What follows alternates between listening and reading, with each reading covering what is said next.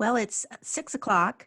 This is Joy Scott. I want to welcome you to our first Conversations with event with Steven Schwartz.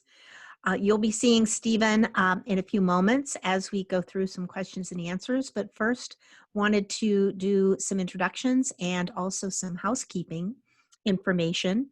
We will be taking questions from the audience, and the way to ask a question is through the chat feature on the Zoom presentation screen. So if you have a question, just put it into the chat feature and we will be sure to ask it at the end of our discussion. Also, if you're having trouble with Zoom, but hopefully if you're on, you've made it this far and hope the directions were helpful. But if you have any questions, put those in the chat feature as well. And although our topic today is about the world in which we live, just wanted to clarify that it's not a political discussion, but it's really about the intersection of science and spirit and how we can harness consciousness to create the kind of change we want. So we'll keep that focus throughout the evening.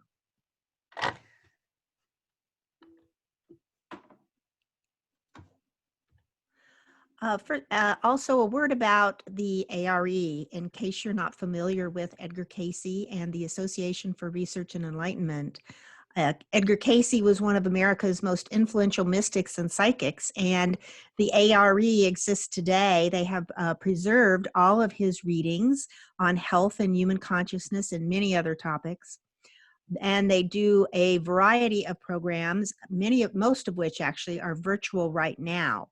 You can find out more at www.edgarcayce.org, and especially look into the Search for God study groups, which meet virtually throughout the US and indeed throughout the world.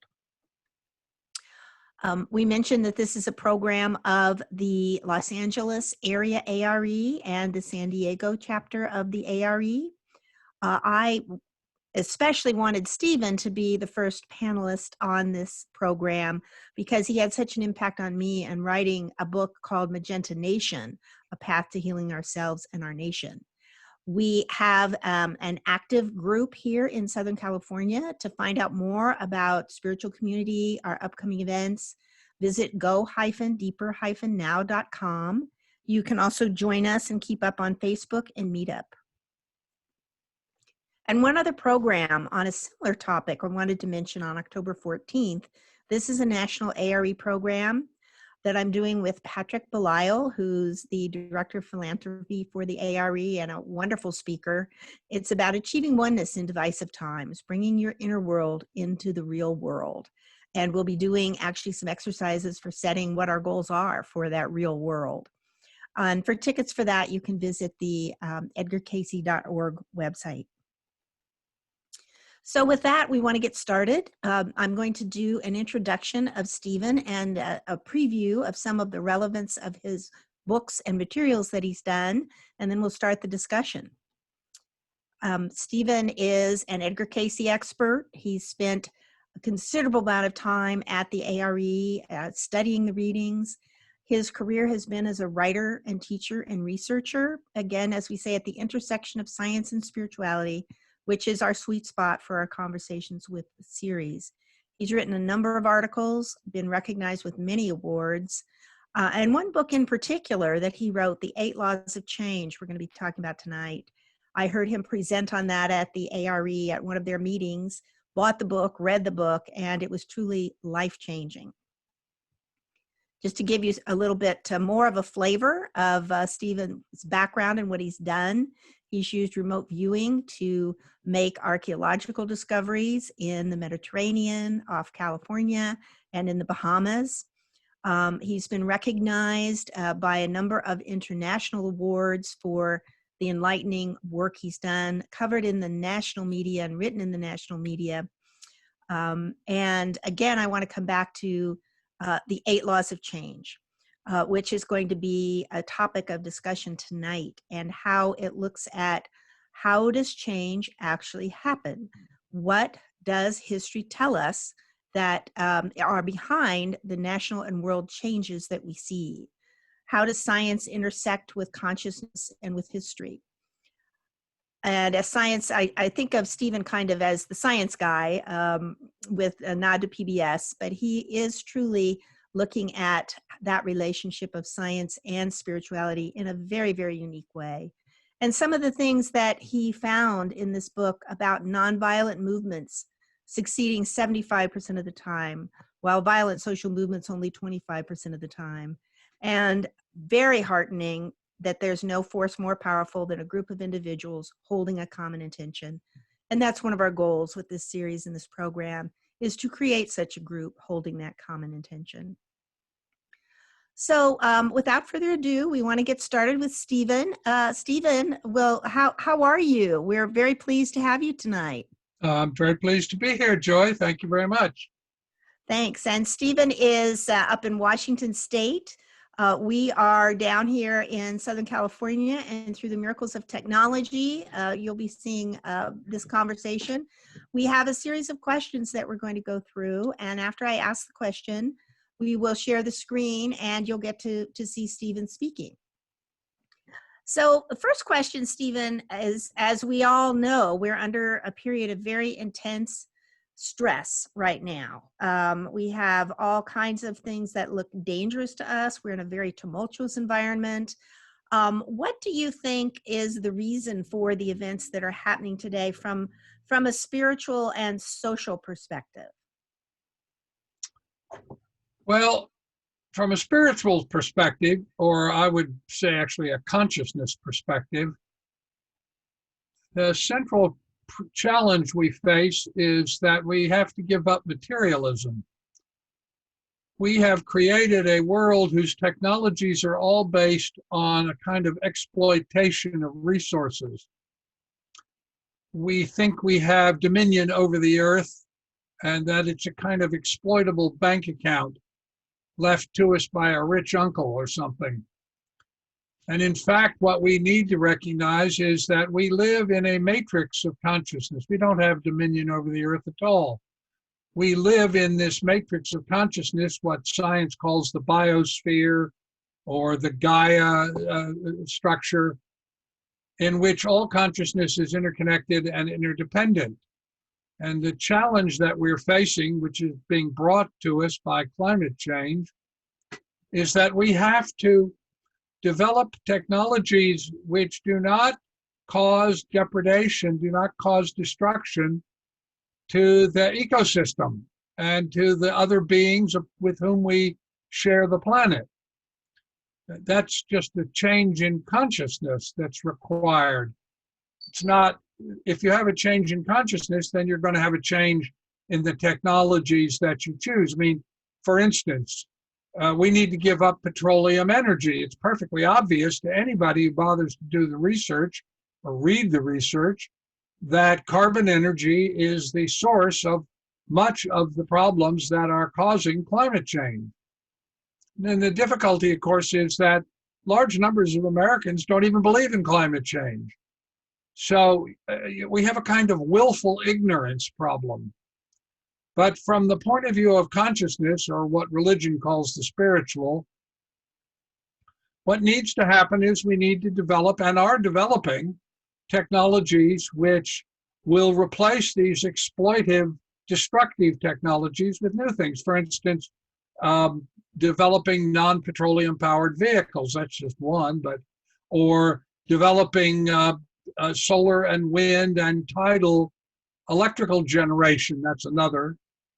It's entirely possible to live in complete not just agreement, but in cooperation with the ecosystem of the planet. You know, Buckminster Fuller used to talk about spaceship Earth. And that's actually an excellent analogy. We live on this spaceship and we're like sort of willfully ignorant children. We're destroying the very things which make life possible. So I think that is causing an enormous existential crisis that we now need to face, and I hope will face. And that's why I wrote the book, and that's why you wrote Magenta Nation, because some of us do recognize that there is another way of being, another consciousness, another worldview. So we need to get our spaceship on the right track. So let's talk about the book, 8 Laws of Change, How to Be an Agent of Personal and Social Transformation. So what did you find were the common characteristics of achieving social change that might give us some hope to accomplish this redirection of ourselves and our planet? Well, the first thing I discovered is it's entirely doable. And it has nothing to do with any of the things people normally think about when they think about power, because this is all a description of, it's all a discussion about power. What I did 4 times in my life, let me make it personal. 4 times in my life, I've been involved with changing history. In the 50s and 60s, it was the civil rights movement, where I was just another teenager carrying a sign or going to a demonstration. In the 70s, it was the transformation of the military from an elitist conscription organization to an all-volunteer meritocracy. I was the special assistant to the Chief of Naval Operations, a man named Elmo Zumwalt, and we transformed the military from the conscription era of Vietnam and World War II, which was, I was a vet during the Vietnam era, into an all-volunteer meritocracy, where who your family was or what race you were or what religion you were didn't make any difference. People got advanced on the basis of merit. Colin Powell is, I suppose, the quintessential example of that. So the civil rights movement in the 50s and 60s, the transformation of the military. In the 80s, really beginning in the 60s, I began doing consciousness research. And that's the sort of connecting thread through a lot of this. And I started doing experimentation. But in the 80s, a group of us decided to, while we were concerned about a nuclear war, as many people were at that time, and so we started what we called citizen diplomacy, which was to create a back channel between the Soviet Union and the United States to relieve some of the tensions. And then, of course, the ecological movement, which is sort of the first cousin of the consciousness movement. And so sometimes I've played a bigger role and sometimes I've just been just another person. But in those 4 times of looking at how things change, I got interested in how that actually happens. And so it's about a little over 2 decades ago, I began to study social transformation, particularly social transformation that fostered well-being, because I think the function of the state is to foster well-being at every level. That's what the founders thought: life, liberty, and the pursuit of happiness. But happiness for them, what that meant was the ability to fulfill your full potential. In mind, all people are created equal. I recognized all of the limitations of the 18th century thinking. That is the idea that Black people were 3/5 of a white person, all that sort of stuff, the gender issues.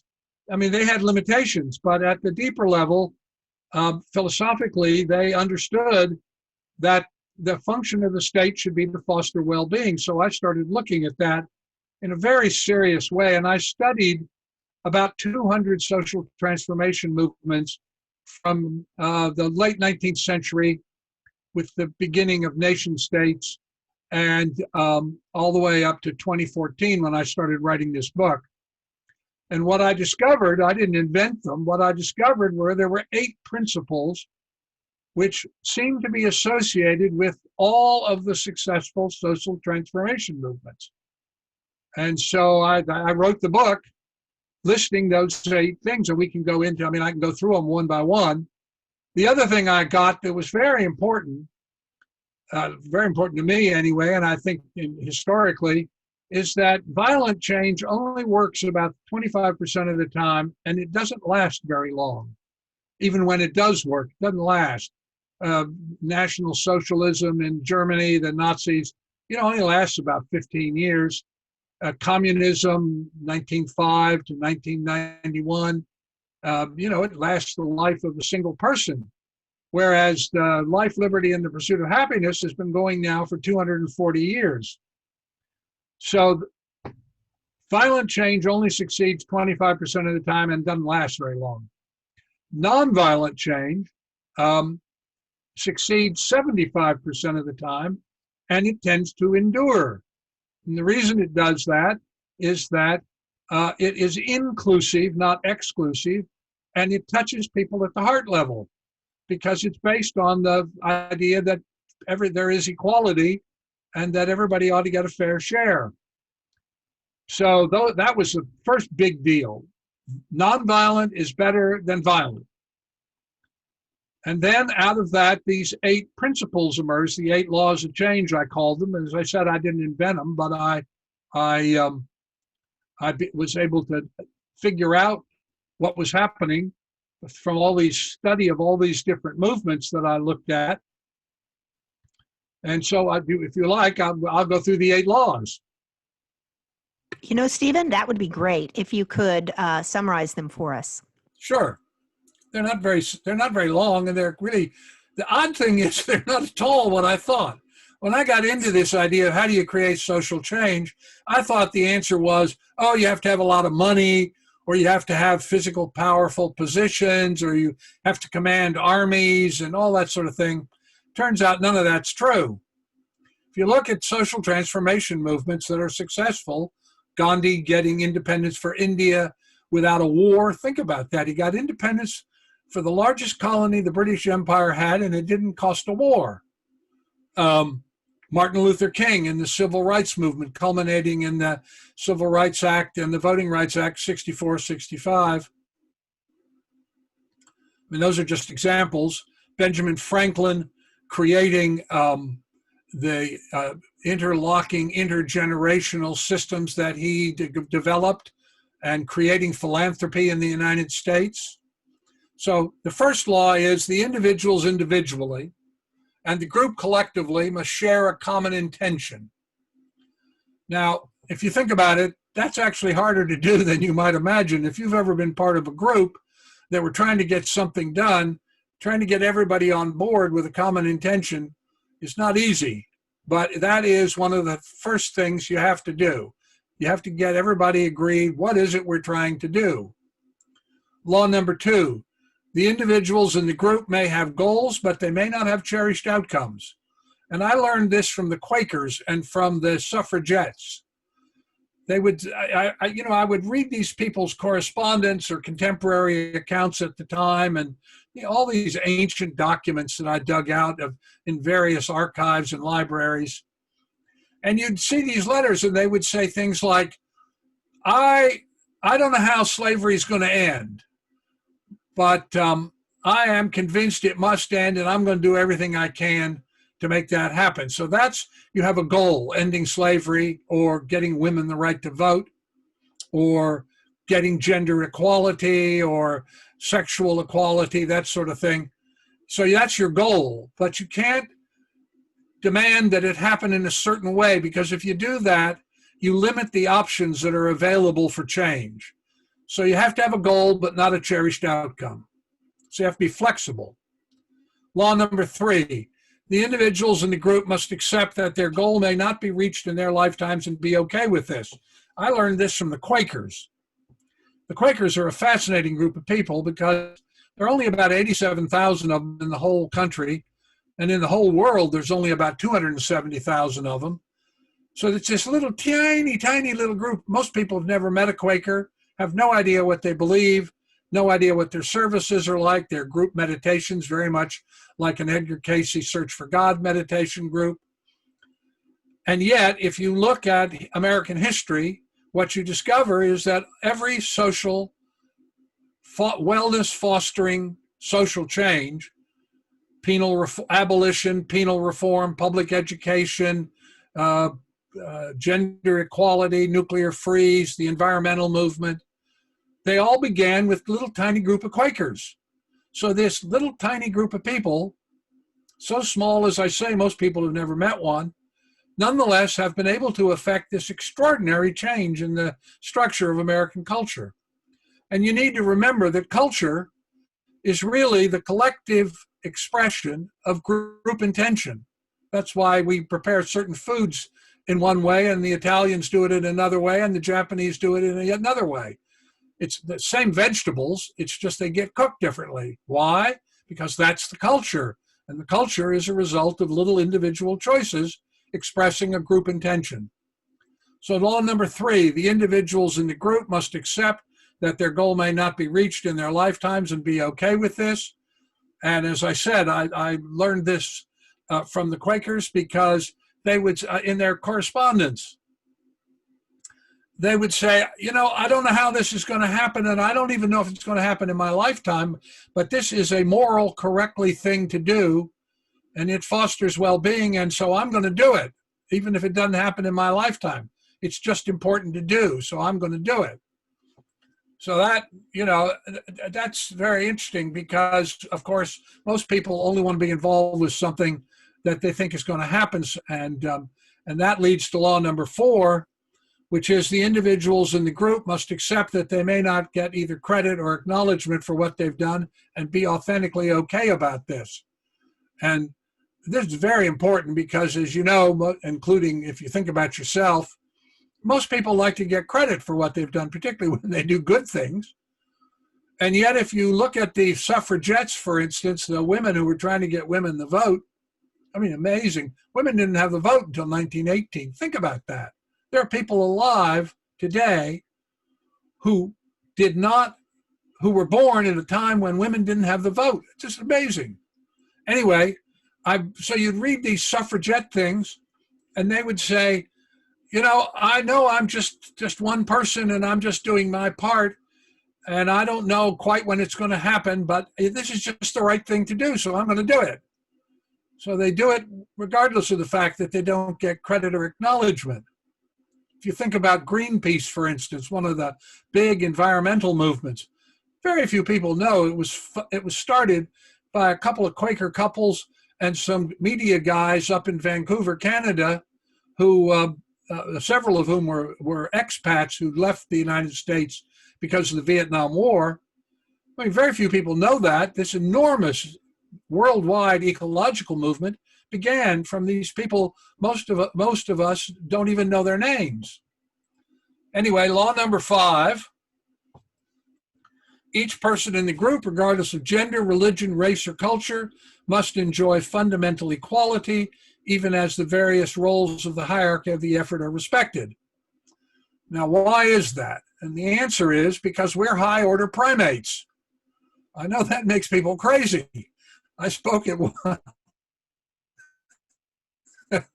one church group, and I said, we're high-order primates. And you could just hear people going, oh, no, but it's true. And we organize hierarchically. That's just the way we are. And so you have to have 2 things going in any kind of movement. One is that you have to recognize there's fundamental equality. Born equal, that's the issue. And yet at the same time, groups have to have leaders. I mean, the reason that Gandhi was able to get independence for India was because he became the figure, or Martin Luther King was able to get get the civil rights movement to work in the 60s.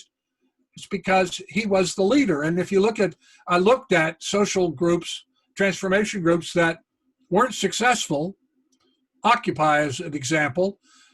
I mean, they did it deliberately. They didn't want to have a notable leader that stood out. But if you don't, it doesn't seem to work. So you have the hierarchy, but you also have to have fundamental equality. I mean, that's just the way you have to do it. The individuals this is law number 6, the individuals in the group must forswear violence in word, act, or thought. I confess to you, this was the hard one for me.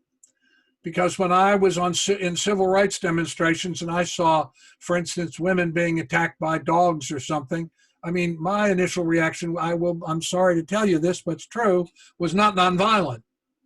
And it took me a long time to get this. It was not easy. And I really only developed it when I got turned on to the Edgar Cayce material and began to meditate. And meditation is what made me realize or come to understand why nonviolence in word, act, or thought is so important. So law number 7, the individuals in the group and the group itself must make their private selves consistent with their public postures. Now, this is very tough because hypocrisy is an easy slope to slide down. And if you think of all the spiritual leaders or political leaders that you've known about just in your lifetime, who ended up, when the truth came out, that publicly they were saying one thing, but privately they were doing quite another. And so you have to make your private self and your public self authentically consistent. And the final one, law number 8, the individuals in the group and the group collectively must always act from the beingness of life-affirming integrity.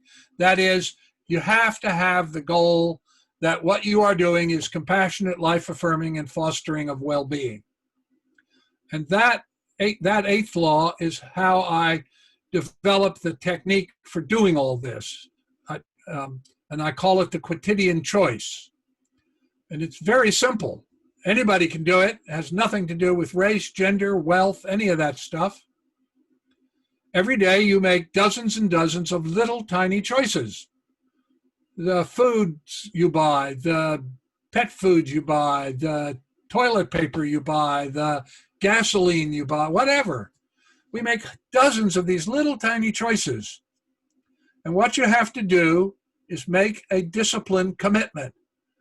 Every day I have all these little choices. First of all, I need to be aware that I'm doing that. Most people are not, they don't think of them as choices. You know, you go to the grocery store to get toothpaste or the pharmacy and you just buy the toothpaste your mother started you with or somebody in college started you with or a roommate, whatever. So first of all, you have to be aware you're making choices. Second of all, of the options that are available to you, you must consistently and universally always pick the one that is the most compassionate, life-affirming, and supportive of well-being. Now, not all of the choices or none of the choices may be great choices, but inevitably one is always slightly better than the others. And that's the one you pick. And you do that and you tell 10 people that you're doing it. And you ask them to join you in doing it and tell 10 of their friends. You just do the math.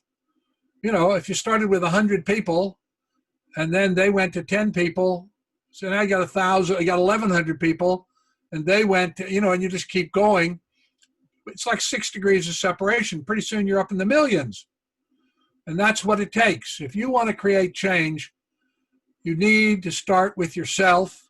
You need to start by the quotidian choice. Every choice you make for anything always supports compassionate, life-affirming fostering of well-being. No matter what the options are, that one of them is always better. You do that. You tell people that you're doing it and you ask them to join you to do it. And that's how you create collective intention. And we know from research that when 10% of the population, whether it's a church group, a school committee, a neighborhood, or a nation, when 10% of the population shifts in consciousness, the rest of the cohort, the population, has to adjust to that. So, Stephen, oh, I'm sorry.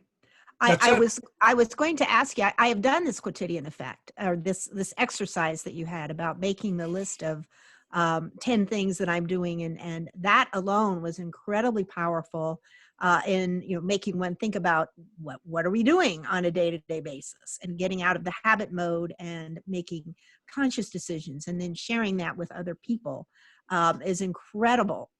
I also wanted to ask this concept of the power of intention being so strong that what we do as individuals, of course, it multiplies and it impacts others, but also within the realm of our consciousness and what we are thinking and what we would say in Casey language, our spiritual ideal, how we are setting that and living that.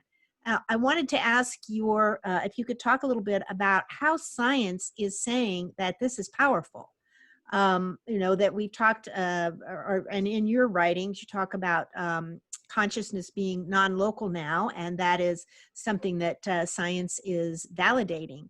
But to get from the point of we have a spiritual intention and it's affecting the outside world, what is science telling us so that we know this is actually happening?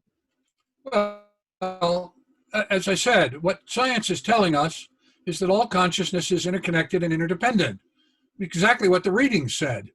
Edgar Cayce's ideas advanced in his readings exactly conform with these 8 laws. I mean, back in the 60s, I sat down and decided and did read every reading. As far as I know, I'm the only person that's ever done it. And what becomes very clear when you read the Edgar Cayce readings, although they're couched in that kind of, I don't know how to describe it, sort of King James English. And the reason they are, by the way, is that Cayce was a man who read the Bible regularly, completely once a year. And when he spoke, when he went into his trance state, when he spoke, he associated authority of wisdom with King James English. And so that's why the readings have the kind of language they do. I mean, we could do a whole session on why the Cayce readings are the way they are. But in any case, he's absolutely clear about this. All consciousness is interconnected and interdependent. We live in a matrix of consciousness. And so what science is now telling us is what religions have been saying for centuries, millennia. And that is that when you have shared intention expressed, even though the people don't know each other, see, that's the other thing. You don't have to know everybody. It's not like you have to join a club and everybody has to know everybody. The important part is that you hold a certain kind of consciousness. And if your consciousness is compassionate, life-affirming, and supportive of well-being, and you join that as a discipline and the choices that you make, and other people join you, even though you don't know them, what's happening is you are changing the culture. I mean, I'll give you a very specific example.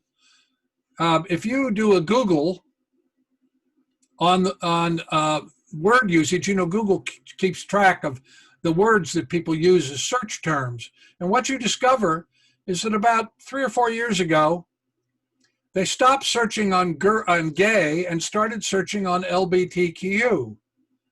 Now, why was that? It wasn't that everybody agreed. Oh, the president came out and said, from now on, when we talk about sexual orientation, we're going to use this new term. No, it's that individual people began to make different choices. They didn't know each other. They weren't doing it in concert like they all agreed, okay, now we're going to do this. They just did it. I'll give you another one. Look at when you were a girl, the word Negro was a very common term and wasn't thought of as a derogatory term. You never hear Negro anymore. You hear Black or African American. Why is that? It's because a percentage of the population decided themselves that term was no longer acceptable, Negro. And so you hear about Black senators or Black politicians or Black doctors or African American doctors. You never hear the word Negro anymore because the culture changed. Think about smoking.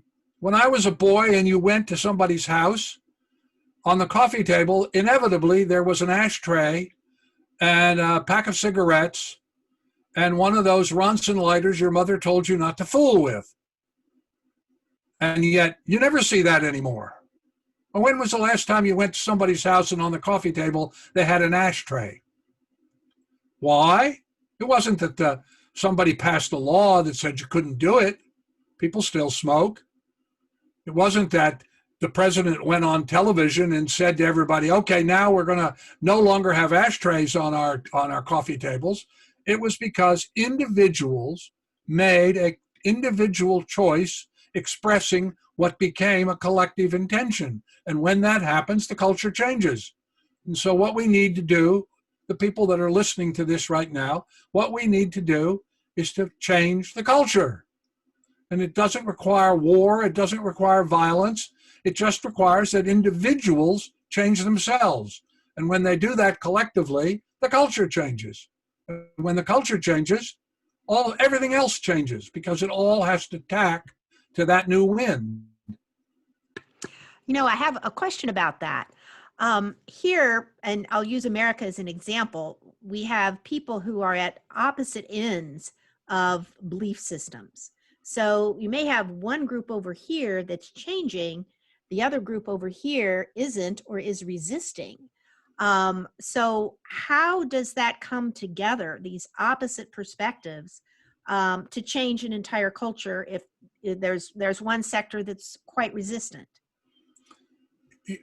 That isn't the way to think about it, Joy. You're not trying to change people. You're trying to change yourself. And if you change yourself and you hold a common intention, and everybody that you know joins in with you, or even people you don't know, but they all make a change. It's just like the smoking thing. I mean, there were people who were terribly resistant about stopping smoking. I mean, you remember that. You're old enough to remember that. And yet, you see a lot of people smoking at cocktail parties now? No. Why? Because people changed their consciousness. So it's not a struggle. It's not that you think about, how can I change this other person? It's about, how can I change me? And how can I help other people that I know who are in my immediate orbit also change? Because as I said, we know from research that has been done, when 10% of any cohort changes in consciousness, now it doesn't matter what the action is, changes in consciousness, then the whole cohort has to adjust to that. And the way that you deal with that is the same way that we dealt with all those other things that I cited. It isn't that you struggle with the other people, it's that you change and you help other people change. And when enough of them change, then that becomes the way things go. As I said, do you hear anybody saying Negro anymore? You do not. Do you hear gay often very much? No, you hear LGBTQ. Do you have people saying women shouldn't vote? Well, yeah, of course there are are even women that think women shouldn't vote. Believe it or not, that's true. I can't remember the exact percentage, but it's much larger than you would think. But in any case, when the collective awareness focuses on well-being, well-being always carries the day, because when you do things which foster well-being, they are always, I've never found an exception, they are always more productive, easier to implement, more efficient, more effective, nicer to live under, and much, much cheaper. It's unbelievable. I mean, you take our healthcare system. We don't have a healthcare system in the United States. We have an illness profit system. Everything is geared to profit. And as a result, we have a terrible healthcare system. COVID has made that very clear. I mean, you look at the World Health Organization, for instance, we rank 37th in the world. We're the richest country in the world. We have poorer healthcare than developing countries in some cases. It's just astonishing. And the reason is because the priority is not to foster well-being, it's to make money. And if the only priority you've got is profit, then the choices that you make are going to be entirely oriented toward making that happen. Whereas if you have the orientation of fostering well-being, then the choices you make are going to do that. And as you can see by looking at other countries who pay a fraction of what we do and who have much better health outcome data than we do. I mean, this is everything I'm saying to you. This has nothing to do with politics. This is not anything to do with philosophy. I'm an experimenter. I'm an experimentalist. Everything I do is based on data. And if you look at the data, it's very clear. We need to create a healthcare system that is oriented toward fostering well-being, which means a universal birthright single-payer healthcare system. You know, I couldn't agree with you more, working in the healthcare space myself. I have one more question. We're getting some questions from the audience as well. But I have one more question to ask you, which is that a lot of young people today, they look at the world and they can be very discouraged, not feeling like, I don't even know if I'm going to have a future given what's going on here. So what advice would you give to the younger generation based on what you know and have studied and published? What should they be doing and how can they take heart today? Oh, it's very simple. I mean, young people, they're going to live with the consequences of our failure to deal with climate change properly, just as people are dealing with our failure to handle the COVID-19 crisis properly. I mean, that's what Edgar Cayce means when he talks about karma. He's describing social outcomes which result from choices that people make. You have to make different choices.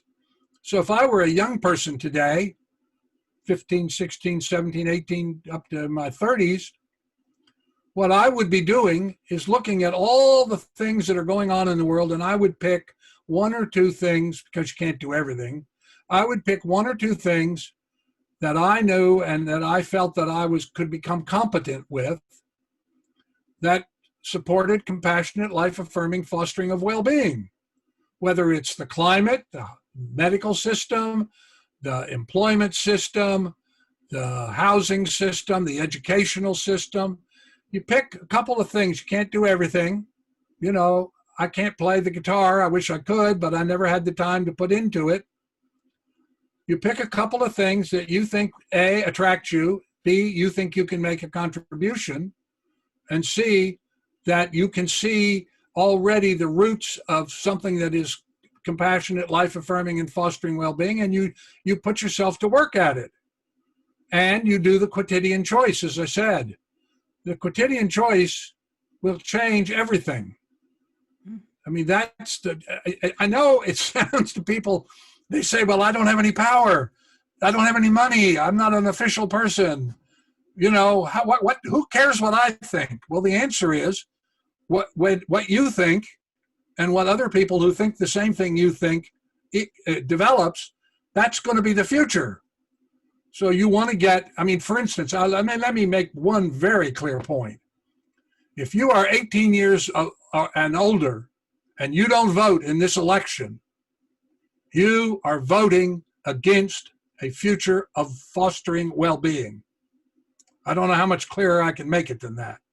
There is no 18 to above person, man or woman, whatever race, whatever. If you don't vote, and you don't vote to foster well-being, you are contributing to the crisis you're going to live with. That is so true. So true. And great advice. We have a question from one of our participants that goes back to the experience you were talking about, Stephen, of watching women be attacked and how difficult it was to maintain a nonviolent attitude and behavior when you're seeing things like that. And there are many things in the world right now that people could get upset about and angry about and want to act out about. But what advice would you give to us who are seeing these things happen in order to get peace and allow others to be in whatever place they are? What are you doing to create a different kind of consciousness? It's all about consciousness. That's the thing that the big takeaway on all of this is that what we're dealing with is consciousness. We are this, in 1948, just before he was assassinated, a reporter went up to Gandhi's ashram and said to him, "Oh, Gandhiji, my editor sent me up here to ask you only a single question." And Gandhi said, "Well, what's the question?" And he said, "My editor wants to know, how did you force Great Britain to give India independence? You have no army, you had no money, you had no official position. How did you do that? And not only do it, but do it without a war." And Gandhi's answer is the answer to this question, that whoever's posed this. He said, it's not what we did that mattered, although that definitely mattered. It's not what we said that mattered, although that also mattered. It was the nature of our character, our beingness, that led the British to choose to leave India and give it independence. Choose, not force. Notice the difference in the verb. Everybody has the power to create change. It's just a function of consciousness. It has to do with the choices that you make every day. What television shows you watch, what movies you go to, what things you buy, how you behave in reaction to other people. All of that is about consciousness. And when you change your own personal consciousness so that it fosters well-being and other people see it, they will be moved to do the same. You know, there's a film about Gandhi in which the British, and this may be fictitious, but it's pretty powerful. The British officials say to him, "Do you really think you're just going to walk in here and tell us that you want us to give you this country? You want us to give this country back to you?" And he says, "Yes." And there's another film where the head lawyer says to the junior lawyer, "Are you trying to tell me that we're going to take on this, multi-billion-dollar corporation that's poisoning the water in this community, and we're going to get them to stop what they're doing and make reparations to the people they've hurt?" And the young lawyer says, "Yes." So that's the power of intention, is having that clear goal initially that we have in our minds and in our hearts. And as you're saying, as we act it out every day, it has that impact. Now, you have to have intention, but you also have to express it through action, through the choices you make. And yes, Gandhi did say that, and he did get independence, and he did get it without a war. So, or you look at Martin Luther King or John Lewis, or, there are lots of people that you could say this about. Benjamin Franklin, when he died, was the president of the Pennsylvania Abolition Society because he had determined that slavery was a moral wrong. George Mason stood up, didn't sign the Constitution. He's the forgotten founder. Didn't sign it because he stood up in the Constitutional Convention and he said, if we don't eliminate slavery within a century, we're going to have a civil war. And of course we did, because we didn't. So, we have the power to do this.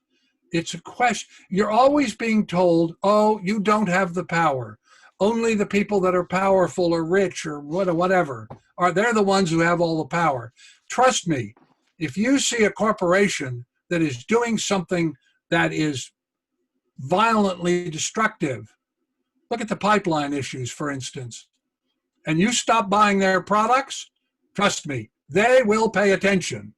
They will tack to your wind. You can see that in movies. You can see that. I'll give you an example.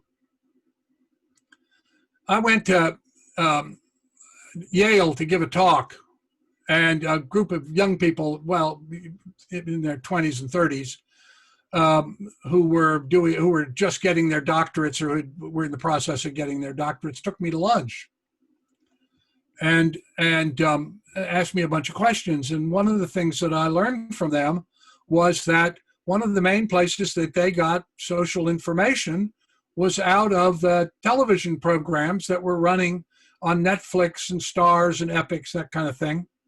And I didn't watch those. I mostly watch just the news, and I read research papers. So I came back and thought, well, I ought to start doing this. And they also told me they read novels, and that's what got me started to write novels. But the point is that I started watching these shows. Now, you remember Guess Who's Coming to Dinner with Sidney Poitier, and I can't remember the woman who was in the movie. It was a story about how a white woman brought a black man home for dinner.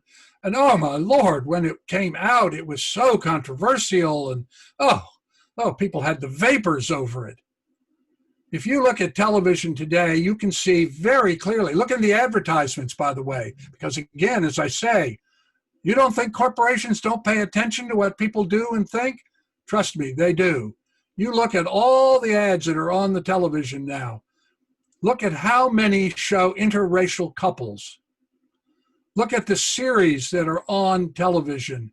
Look at the number of interracial couples. Look at the number of same-sex couples. Look even at transgender. There are 5 television series that I saw that have transgender figures as main characters in the movies. We've come a long way from the 1950s, 60s, where Guess Who's Coming to Dinner could cause a national uproar, to a place where a transgender woman is one of the leading figures in the show. So we have the power to do this. That is the takeaway. It is about changing consciousness, and it is entirely up to you. And if you aren't doing it, don't whine about what happens. Excellent. We have another question that is from someone who would like you to talk about the 2050 remote viewing project and what to expect moving forward, and what impact this could have on, say, maybe stopping more pandemics, wars, halting climate change. Well, as it happens, I'm actually doing a project right now, only now I'm doing 2060. I did from 78 to 91, I did 4,000 people, and I asked them to look at the same date in the year 2050. It was quite interesting. I got into this because when I was in government, I was part of the MIT discussion group on innovation, technology, and the future, and also on the Smithsonian discussion group. And at the time, this is in the early 70s, 72, 3, 4, the big concern was A, overpopulation, and B, that we were going to run out of raw materials. In fact, there was a famous a bet between Paul Ehrlich and another scientist about whether we were going to run out of everything. Made this $1,000 bet. It turned out that the Ehrlich position, which was the majority position at the time, which was we were going to run out of raw materials, turns out not to be true. And obviously, overpopulation is not going to be an issue. But anyway, the other thing that I was also concerned with, because I was part of a geopolitical discussion group, a classified group, we really were concerned that we were going to have a nuclear war. I mean, people don't think about that much anymore, but trust me, in 1970, 71, 72, 73, the idea that there was going to be a nuclear confrontation was a very big deal. And so I left government in 75, 76, thinking we're going to have a nuclear exchange. And so I started this project of getting people to look at 2050. And one of the questions I asked them was, has there been a nuclear war? And they said no. And I said, well, what is the Soviet Union doing? Because that's who we thought we were going to have the war with. And they said to me, well, the Soviet Union doesn't exist anymore.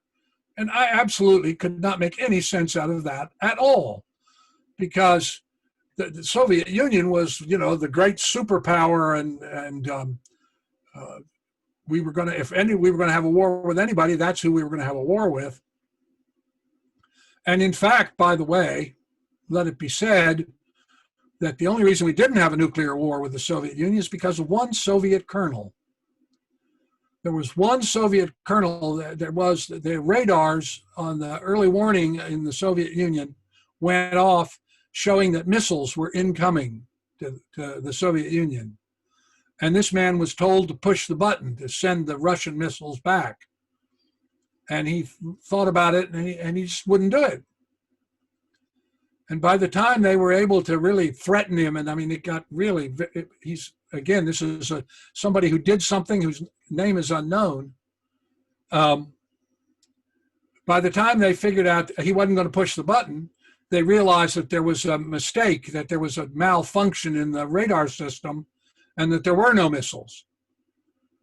But in any case, I was very surprised because I thought we were going to have this nuclear exchange. If you remember movies like The Day After Tomorrow or On the Beach. So I was very surprised. And when people said the Soviet Union was going to disappear, I just didn't know what to do with that. You know, what, Martians are going to come down and take it away? It's some sort of geologic lift or something? I mean, how could that be? One of the other things that they told me in the 2050 group, I said, well, what about healthcare? And they said, oh, well, there's going to be a series of epidemics. And the first one, I said, oh, well, tell me about it. And they said, well, the first one will be a blood disease that crosses over from primates in Africa, and it spreads around the world and kills millions of people. And I went to a friend of mine who was then the deputy director of National Institutes of Health and said to him, do you know anything about a blood disease that could come out of Africa that crosses over from primates to humans that could kill millions of people? And his answer was, Stephen, I don't know what you're smoking, but quit. But of course, then AIDS came along, killed 35 million people. So I began to pay very close attention to what these people were telling me, because even though it didn't make a lot of sense based on where science was at that point, I mean, they talked about climate change. They didn't call it climate change, but they mostly talked about sea rise. And I thought, sea rise? Well, what? Oh, no, along the coast of the United States, there's going to be a great deal of sea rise, and it's going to flood cities. In 2001, I was at the A.R.E. and I did a workshop at the A.R.E. and I got people to remote view the A.R.E. in 2030. And what they told me was that the main building that Hugh Lin built, that the parking lot was flooded and that the building couldn't be used. And I thought, really? But of course, in 1991, I read my first article on climate change in the American Scientist, and then really got interested in it, began to study it, and realized that what these people were talking about. And in fact, my personal opinion is when Edgar Cayce talks about earth changes, what he's really talking about is climate change. But in any case, so the 2050 data really impressed me with the quality of the accuracy of the consensual observations. Now, not an individual, but where a group of people said the same thing.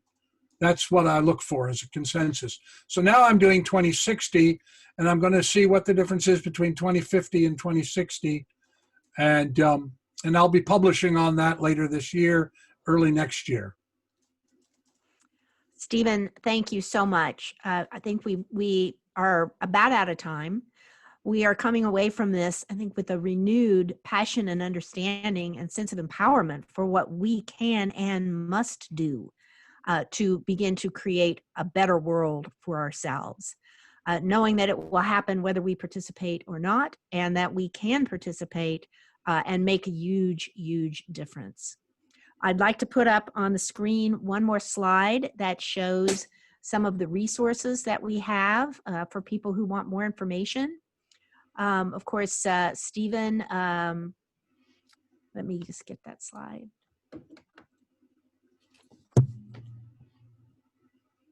There we go. Okay, so how to get the book, The 8 Laws of Change. So powerful, so simple and yet so profound. Stephen's website, The Schwartz Report, which is his daily interpretation of current events, which I get and read.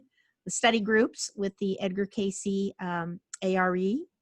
The Facebook page locally, the meetup page for Southern California, the website for Southern California, the Edgar Cayce California site. So we thank everybody for participating, and most of all, Stephen, for this very profound and inspiring talk.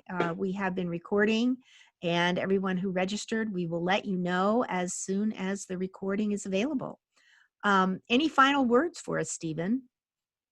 No, thank you very much, Joy. I really appreciate the opportunity to say all this. And I know that the Edgar Casey community is very disposed to this sort of thing. And I wish everybody well and that they stay safe and that we create the future that we want. Okay.